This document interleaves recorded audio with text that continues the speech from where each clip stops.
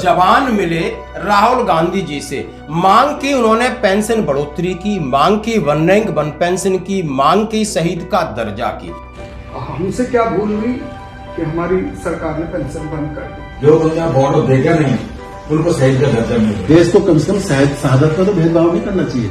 आप चाहते हो कि इसको मैं पार्लियामेंट में उठाऊं, आपके जो दूसरे मुद्दे हैं इनको भी सेना की तर्ज पर पुरानी पेंशन दी जाए। और ये कौन सा संगठन है, ये कौन से जवान है? ये है पैरा मिलिट्री वेलफेयर एसोसिएशन, जहां पर आईजी से सिपाही तक एक होकर के 6 तारीख को यानी 6 अप्रैल को जंतर मंतर पर अपना प्रदर्शन कर रहे हैं। उससे पहले उन्होंने विपक्ष के नेता माननीय राहुल गांधी जी से मुलाकात कर अपनी सारी समस्याएं रखी। मैं आपको वीडियो दिखाऊंगा, आगे मैं आपको बताऊंगा कि 27 अप्रैल को हमारे जितने सैनिक संगठन हैं वो एक होने की कोशिश कर रहे हैं, लेकिन एक हो नहीं पा रहे हैं। एक दूसरे पर कहीं ना कहीं प्रश्नवाचक लगा हुआ है कि पिछले एक्सपीरियंस से कुछ आहत हैं। मैं आपको सुनाऊंगा अर्जुन सिंह जो एफबीए के अध्यक्ष हैं उनका वीडियो। मैं आपको सामने लेके आऊंगा Veer Bahadur Singh voice of ex serviceman united front के चेयरमैन हैं। इन्होंने अपनी एक पहल को कहा है कि नहीं, इसमें गुंजाइश रखिए। मैं बात रखूंगा सबका सैनिक संघर्ष कमेटी और दूसरे सैनिक संगठन आज क्या जेसीओ एनसीओ अदर्स रैंक की हितों की लड़ाई में जो ठहराव आ गया है उसमें गति दी जाए और सरकार और पे कमीशनों के समक्ष एक स्ट्रॉन्ग रिप्रेजेंटेशन हमारा कि 27 अप्रैल 2025 को जंतर मंतर पे प्रदर्शन होगा। फेडरेशन का स्टैंड क्लियर कर देना चाहता हूं कि फेडरेशन ऑफ वेटरन्स एसोसिएशन पूरी तरह से एकता का पक्षधर है। 1% भी कहीं पे आस बची हुई होगी तो भी फेडरेशन पीछे नहीं हटेगा, लेकिन वो एकता के नियम होने चाहिए। किसी एक संगठन का नाम आगे नहीं आना चाहिए इसके अंदर, किसी एक व्यक्ति का नाम आगे नहीं आना चाहिए। आम देश के बुद्धिजीवी पूर्व सैनिक हैं, वो बार बार गुहार लगा रहे हैं कि एक हो जाओ, और उस एक होने के लिए फेडरेशन पूरी तरह से सहमत है, लेकिन उसके नियम ऐसे होने चाहिए कि किसी एक संगठन का नाम नहीं होगा। उन्होंने कहा कि 8वें वेतन आयोग के सामने हम बहुत सारी समस्याएं यानी बहुत सारा एजेंडे को लेकर जाने, लेकिन पहले हमारी राय शुमारी नहीं बनती आ रही, कोऑर्डिनेशन नहीं बनता आ रहा है। जैसे कि इसके लिए 9 मार्च को एक बैठक ऑर्गेनाइज कराई थी वॉइस ऑफ एक्सर्विसमैन ने। वहां बैठक के बाद जूम मीटिंग का वाला हुआ और उसके बाद एक 16 सूत्री प्रोग्राम जो सामने निकल के आता है उसके ऊपर भी बहुत सारे सवाल उठने लगे हैं कि आखिर आपने ये किस आधार पर 16 सूत्री प्रोग्राम दिया है। तो सबसे पहले मैं आपको पैरामिलिट्री फोर्सेस एसोसिएशन और जिसमें उसके अंदर आप समझ सकते हो अधिकारी भी हैं, जवान भी हैं, और सब लोग उनके साथ जाकर के राहुल गांधी जी से अपनी बात रखते हैं। राहुल गांधी जी बात को सुनते हैं और उन्हें आश्वासन देते हैं कि हम संसद में आपके लिए ये बातें उठाएंगे। तो एक ये पहलू है। सर ऐसा है कि सीआरपी तो सर आए दिन शहीद होते रहते हैं, कश्मीर से लेके और लास्ट कॉर्नर मणिपुर में आजकल डिस्टर्ब हो रहा है, तो सीआरपी कौन आ रही है? हमसे क्या भूल हुई कि हमारी सरकार ने पेंशन बंद कर दी। सर आपकी नॉलेज के लिए दिल्ली हाई कोर्ट ने 11 जनवरी 2023 को ऑनरेबल दिल्ली हाई कोर्ट का डिसीजन कि ये armed forces of the union first line defence, इनको भी सेना की तर्ज पर पुरानी पेंशन दी जाए। अब सर देखिए बड़ी डिस्पैरिटी। और बताइए बॉर्डर में जो ड्यूटी कर रहे थे ये सब वो बंदा का शहीद का दर्जा नहीं है। जो बंदा बॉर्डर देगा नहीं उनको शहीद का दर्जा मिल रहा है और बेनिफिट मिल रहा है। उनने जो बंदा पैरामिलिट्री फोर्सेस में जो ड्यूटी कर रहे हैं बॉर्डर में मर जाता है उनको कुछ नहीं मिलता है, ना सेंट्रल गवर्नमेंट से पूछता सर, ना स्टेट गवर्नमेंट को हेल्प नहीं मिलता सर। एक राष्ट्रीय शहीद पॉलिसी मैं बार बार कहता हूं कि देश को कम से कम शहादत पर तो भेदभाव नहीं करना चाहिए। एक राष्ट्रीय शहीद पॉलिसी क्यों नहीं बनाते? जो भी देश के लिए चाहे किसी भी फोर्स का आदमी हो जो अपनी जान देता है उसको तो कम से कम एक रूपता से हम लोग डील करें, एक जैसा फाइनेंशियल बेनिफिट हो, एक जैसा सपोर्ट हो। अगर देश की सेवा में कोई शहीद हो रहा है जी, चाहे वो देश के अंदर हो रहा है, बॉर्डर पे हो रहा है, बाहर हो रहा है, कहीं भी हो रहा है जी, उसकी वैल्यू एक होनी चाहिए। और मुझे लगता है कि ये इक्वलाइजेशन करने के लिए सरकार को कोई ना कोई स्टडी या कमीशन बैठाना चाहिए कि भैया देखो ये पैरिटी होनी चाहिए। दूसरी बात जो मैंने सुनी है और ये मुझे ठीक नहीं लगता है कि आपके लोग जो हैं जो लाइव सीआरपीएफ में बीएसएफ में, आईटीबीपी में, सीआईएफ में दे देते हैं, वो आपकी फोर्स को कभी कमांड नहीं कर सकते। मतलब आपको आईपीएस चलाता है। आप चाहते हो कि इसको मैं पार्लियामेंट में उठाऊं, आपके जो दूसरे मुद्दे हैं? ठीक है, थैंक यू। जो है देश की संसद जिसको सीआरपीएफ ने बचाया था, आज जो है हमारे सरहदी चौकीदार सिपाही से लेके एडीजी तक सभी लोग, पूरा इंडिया यहाँ पे इकट्ठा। जो leader of opposition Rahul Gandhi ji से मुलाकात, और हम किसी पार्टी के नहीं है, वेरी क्लियर, अंधभक्त जरूर यहाँ से संसद से आवाज़ जाए कि हम किसी पार्टी के नहीं हैं। हर पार्टी में अपनी बात पहुँचाने की कोशिश। और आज राहुल जी ने भी कमाल कर दिया, जो ये कर्नाटका, केरला से लेके, पंजाब से लेके, कश्मीर से लेके सब लोग आए, किस लिए कि भाई हमारे जो मुद्दे हैं, चाहे पुरानी पेंशन बहाली हो और सैनिक कल्याण बोर्ड, बड़ा मुद्दा और रिजल्ट बढ़िया ही आएगा। आज सीएलएमएस का भी एक मुद्दा जो है सीआईएसएफ के लिए हमारी टीम ने रखा, एंड आईजी, एडीजी सब, वर्मा सर, एनसीसी चेयरमैन, सब ने बहुत, और राहुल जी के लिए तो तालियां होनी चाहिए कि उन्होंने बहुत कीमती टाइम दिया। और उन्होंने कहा ये जो हमसे हो सकता है, मैं बोला झूठ नहीं बोल सकता, बट जो हमसे होगा हम आपके लिए करेंगे। उम्मीद कि कांग्रेस रूल गवर्नमेंट में, रेड्डी जी, कर्नाटक, तेलंगाना, कर्नाटक, हाँ, कांग्रेस रूल्ड गवर्नमेंट जो भी है उसमें जो है ना वो हो। एडीजी आचार सिंह ने इसको रिप्रेजेंट किया। उनकी मांग है कि माननीय सुप्रीम कोर्ट हमको फ्रंट लाइन फोर्स मान चुका है, हमें भी आर्मी की तर्ज पर 50% पेंशन मिले, आर्मी की तर्ज पर हमें 1/1 पेंशन मिले, मिलिट्री सर्विस पे मिले और शहीद का दर्जा मिले। और शायद ये जेन्युइन मांगे हैं। यदि ओपीएस, यदि आर्मी के बाद यदि कोई ओपीएस का अधिकारिक है, यानी उसका हकदार है, तो वो पैरामिलिट्री फोर्सेस है। उसमें चाहे सीआरपीएफ है, चाहे बीएसएफ हो, आईटीबीपी हो, एसएसबी हो, सीआईएसएफ हो या दूसरे दर्जे। इस बात से आप भी सहमत होंगे पूरी तरीके से। तो ये मांग जायज है और 6 तारीख को जंतर मंतर पर प्रदर्शन है। चलो अब बात करते हैं 27 अप्रैल की। अब पहले तो मैं आपको थोड़े थोड़े वीडियो सुनाऊंगा। सबसे पहले आप वीडियो आप अर्जुन सिंह का, जो एफबीए के अध्यक्ष है माननीय श्री अर्जुन सिंह राठौर जी, और उन्होंने कहा है ये संगठन के पदाधिकारी मंचों में जाकर के लंबे चौड़े भाषण नहीं देंगे, उसके लिए कोऑर्डिनेशन कमेटी बने। कोऑर्डिनेशन कमेटी के अंदर जो प्रतिभागिता है वो जितना बड़ा संगठन उसकी संख्या के आधार पे हो, और हर चीज़ के एक नियम पहले से निर्धारित हो, लिखित के अंदर एमओयू साइन हो, और हर संगठन उसको सख्ती के साथ में अमल में भी लाए। ये नहीं कि मीटिंग में आकर के हाँ हूँ कर गए और दूसरे दिन जाकर के दूसरे रास्ते पे चल पड़े और अंगूठा दिखा दिया एकता को और खिल्ली और उड़े पूर्व सैनिकों का।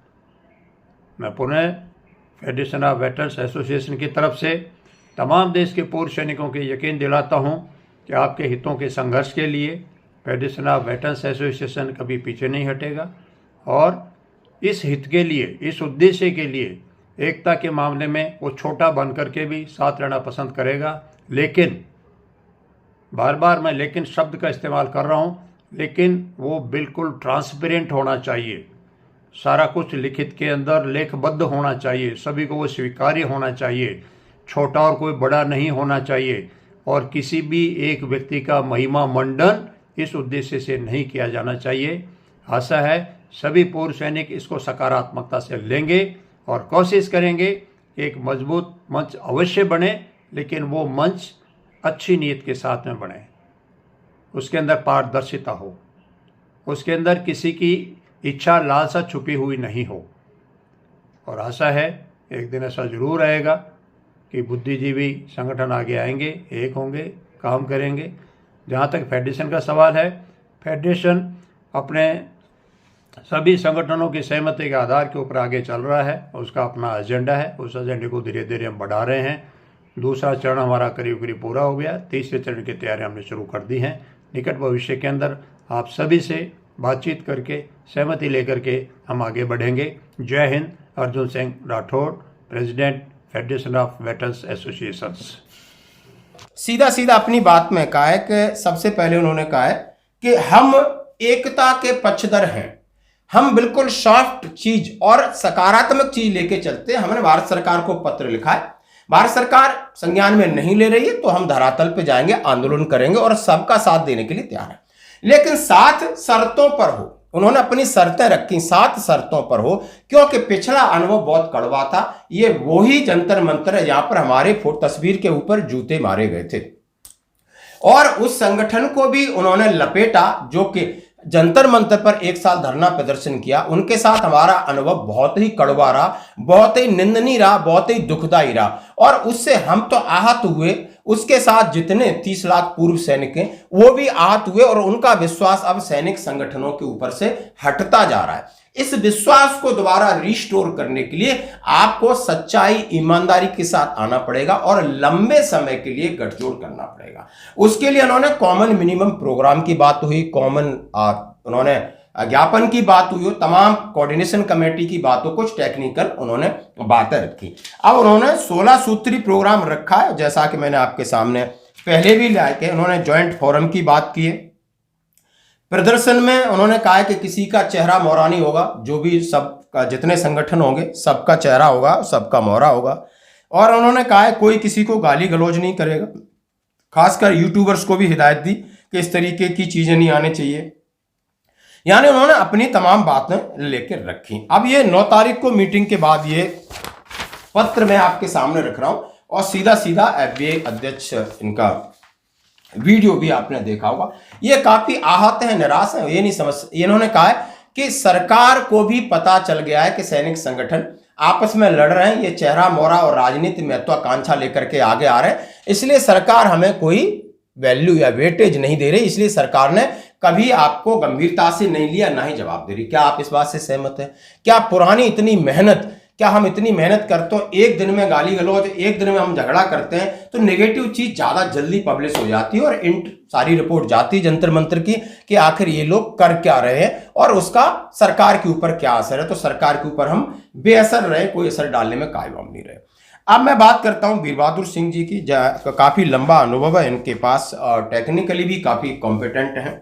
आप समझ सकते हो, उन्होंने कहा पूर्व सैनिक संगठन, उन्होंने कहा है कि जैसे कि वही बात उन्होंने कहा है कि जो आंदोलन की गति समाप्त हो गई, यानी हम निष्क्रिय होते जा रहे हैं, उस गति को देने के लिए हमें नए सिरे से यानी पुरानी चीजों को भुला करके, सबक लेकर के दोबारा हमें एकजुट होकर के आगे बढ़ना होगा। जय हिंद। मैं Veer Bahadur Singh, national coordinator voice of ex serviceman society and chairman united front of ex service. जैसा कि सभी सैनिक बंधुओं को निश्चित किया है और इसको सफल बनाने का काम देश के सभी पूर्व सैनिकों की है और सभी संगठनों की है। जय हिंद, जय भारत। और उन्होंने कहा है कि जो 16 शर्तें हैं वो कुछ व्यवहारिक नहीं है, उसके ऊपर भी बैठकर बात की जा सकती है, ऐसा कोई हार्ड एंड फास्ट नहीं है। और उन्होंने कहा अब वक्त ऐसा है कि 8वें वेतन आयोग, यानी आपने पे कमीशन के आगे ये तो सारी चीजें रखनी है, तो 7वें वेतन जो पे कमीशन की जो रिकमेंडेशंस थी और उनका इम्प्लीमेंटेशन से आप अपनी हालत देख सकते हो कि आरोपी 1 से लगा करके 3 तक आपको क्या लाभ मिला। यानी नए लोगों की पेंशन कम है बशर्ते पुराने पेंशन की। ऐसी चीजें निकालिए, स्टडी कमेटी बैठिए, एक फैक्ट तैयार करिए और वो फैक्ट उन्होंने कहा है कॉमन मिनिमम एजेंडा होना चाहिए आपका और ये सरकार के सामने आप रख सकते हो। ये सारी बातें उन्होंने की है और 27 तारीख को आंदोलन की उन्होंने घोषणा की है कि 27 तारीख को आंदोलन के लिए हामी भरिए।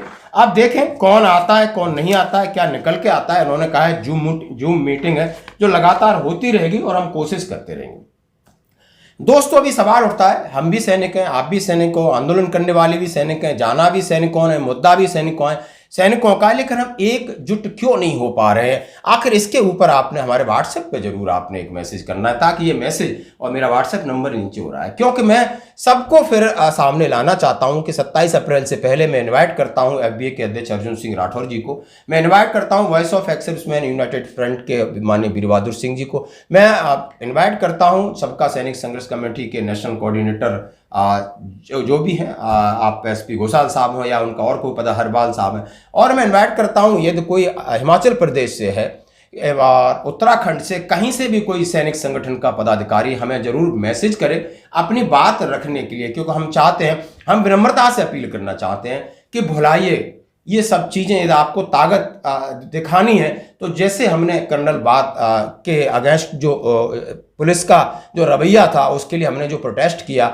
और हम मीडिया ने हमें कवरेज दिया और मामला वो नेशनलाइज हुआ, संसद तक गया, आप देख सकते हो, तो इसका असर होता है। लेकिन हमें यूनिटी दिखानी पड़ेगी। हम सबसे पहले अपनी कमजोरी दिखा करके हम खुद को एक्सपोज हो जाते हैं, ये बड़ा गंभीर वाला विषय है। यदि आप सच्चाई से, ईमानदारी से 30 लाख सैनिकों हैं और विधवाओं, उनके लिए आप इस दिल से, सॉफ्ट हर्ट से यदि आप ईमानदारी से काम करना चाहते हो तो आपको ईमानदारी से अपनी बात रखनी होगी और पिछले गले शिकवे भुला करके आपको एक बार फिर अपना जज्बा दिखाना होगा, सैनिक एकता का परिचय देना होगा, ताकि लोगों का भरोसा आपके प्रति जाए और आप आगे चलिए। हम बाकी सब लोग आपके साथ चलेंगे। धन्यवाद। इससे अगला विषय है हमारे आंदोलन के बारे में। पिछले दिनों कुछ संस्थाएं 9 मार्च को दिल्ली के अंदर राजेंद्र भवन में इकट्ठी हुई थी इस मकसद से कि हमारे पूर्व सैनिकों की मांगों के समाधान के लिए एक मंच तैयार किया जाए। मंच तो ऑलरेडी हज़ारों बने हुए हैं और विगत के अंदर इन मंचों के गठबंधन भी बहुत सारे बने हैं। नतीजा ढाक के 3 पात। इसी प्रकार का प्रयास फेडरेशन ऑफ वेटरन्स एसोसिएशन ने 2023 में किया और आज जो एकता के झंडा बरदार बनकर के आगे निकलने के लिए जो कोशिश कर रहे हैं, इन्हीं लोगों ने उस एकता के अंदर हाँ भर करके कदम पीछे खींच लिए थे। कारण क्या थे वो ही बता सकते हैं। इसके अलावा एक संगठन दूसरा है जो ये दम भरता है जी कि कोई भी आ जाओ, हम तो पीछे चलने के लिए तैयार हैं। आप सिर्फ रह ही गए हैं पीछे चलने के लिए, आगे चलने के काबिल आप बचे ही नहीं हैं। आप इस देश के लाखों पूर्व सैनिकों के गुनहगार हैं जिन्होंने पूर्व सैनिकों की छवि को जंतर मंतर पर सरेआम नीलाम किया था। उस दिन आपका पूर्व सैनिक आपकी आत्मा के अंदर से मर चुका था और आज आप आगे आ रहे हैं कि हम तुम्हारे हितों की रक्षा करेंगे और तुम्हारे हकों के लिए लड़ेंगे। पूर्व सैनिकों का विश्वास खत्म हो चुका है। आज पूर्व सैनिक इन आंदोलनकारी संगठनों को समर्थन देने में झिझक रहा है क्योंकि आप ही लोगों की गंदी करतूतों की वजह से उनके विश्वास को खत्म किया गया, उनकी छवि को नीलाम किया गया। किस तरह से विश्वास करेंगे आपके अंदर लोग? जहाँ तक फेडरेशन ऑफ वेटरन्स एसोसिएशन का सवाल है, फेडरेशन हमेशा से एकता का पक्षधर रहा है और रहेगा। लेकिन फितूर करने वाले लोगों से दूर रह करके और या जो कुछ लोग अपना चेहरा चमकाने के लिए आगे आना चाह रहे हैं फिर धोखा देके भग जाते हैं, उनसे दूर रह करके। फेडरेशन ऑफ वेटरन्स एसोसिएशन के जो हमारे नुमाइंदे 9 अप्रैल की मीटिंग में गए थे, वहाँ पे वो आश्वस्त करके आए थे कि हम इस मसले को हमारी कार्यकारिणी के सामने रखेंगे। कार्यकारिणी निर्णय लेगी इसके ऊपर कि हमको आपके साथ में गठबंधन रखना है या नहीं रखना है। फेडरेशन की काउंसिल ने इसके ऊपर विस्तृत विचार विमर्श किया है और इस निष्कर्ष पर पहुंची है एकता जरूरी है, लेकिन वो दीर्घावधि के लिए होनी चाहिए। एक रैली करके एक दूसरे को गाली गलौज देके भाग जाने के लिए एकता नहीं चाहिए और इसके लिए कॉमन मिनिमम प्रोग्राम होना चाहिए। फेडरेशन ऑफ वेटरन्स एसोसिएशन ने 16 सूत्रीय कॉमन मिनिमम प्रोग्राम बनाया है जो आम डोमेन के अंदर सोशल मीडिया पर डाल दिया गया है। आप सभी ने पढ़ा भी होगा। फेडरेशन की नीयत में कहीं खोट नहीं है, लेकिन फेडरेशन अब ये भी नहीं चाहता कि कुछ लोग एकता का बहाना बना करके लोगों को साथ जोड़ें और वापस पूर्व सैनिकों की छवि को खराब करें, गाली गलौज करें आपस के अंदर एक दूसरे के ऊपर। बहुत हो चुका, बहुत बुराइयां करी एक दूसरे संगठन की, मिला क्या? कुछ नहीं। और इसी प्रकार से जो गिरी हुई मानसिकता के लोग थे, उन लोगों की हरकतों की वजह से सरकार के पास में एक संदेश गया कि ये जो आंदोलनकारी बन करके बैठे हुए हैं, इनके मकसद कुछ और हैं, इनका मकसद सैनिक समस्या बिल्कुल भी नहीं है। इसी कारण सरकार ने भी शायद आंखें मूंद ली और आज तक न बुलावे के लिए किसी को निमंत्रण भेजा गया और न ही कोई सकारात्मक रुख सरकार की तरफ से दिखाई दिया।